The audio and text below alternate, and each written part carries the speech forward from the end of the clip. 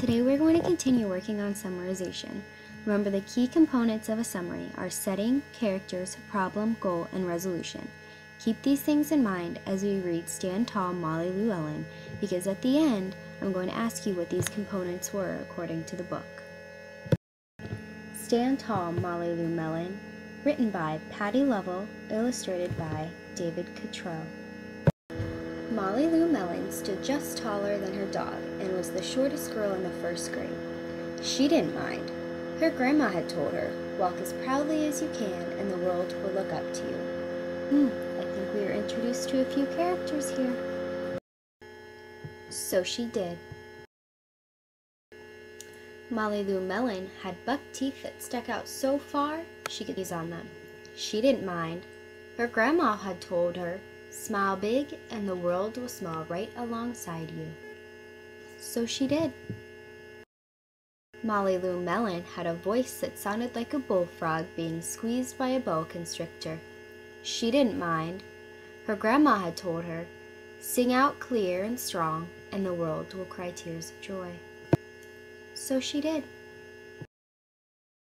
Molly Lou Melon was often fumble-fingered. She didn't mind. Her grandma had told her, "Believe in yourself and the world will believe in you too." So she did. Then Molly Lou Melon moved to a new town.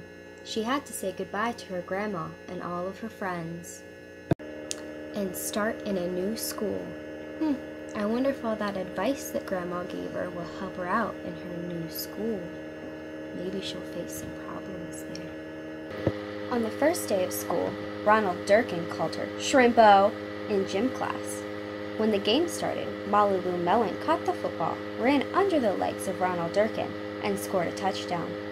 All the children thought, "Wow, she's good," and Ronald Durkin felt fairly foolish. Looks like we can add Ronald Durkin to our character list. He might just be our problem, too. On the second day of school, Ronald Durkin called her Bucky Tooth Beaver. Molly Lou Melon took out her pennies, stacked 10 high on her teeth, and smiled as big as day. All the children smiled with glee, and Ronald Durkin felt very foolish. On the third day of school, Ronald Durkin said, "You sound like a sick duck. Honk honk."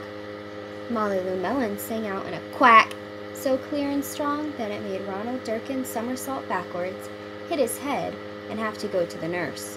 All the children cried with joy to be free of Ronald Durkin for the rest of the afternoon, and Ronald Durkin felt very foolish. On the fourth day of school, Ronald Durkin said that she'd made the snowflake all wrong, but Molly Lou Melon opened up her paper and revealed the most beautiful snowflake of all. All the children oohed and awed, even Ronald. On the fifth day of school, Ronald Durkin brought Molly Lou Melon a stacking penny for her tooth and smiled at her. It looks like Grandma's advice worked. That night, Molly Lou Melon took out a pencil and paper and wrote a letter to her grandma. "Dear Grandma, I wanted to tell you that everything you told me was exactly right. Love, Molly Lou Melon." Now that we're done reading Stand Tall, Molly Lou Melon, what do you think the setting, characters, problem, goal, and resolution may be to create a summary for this book?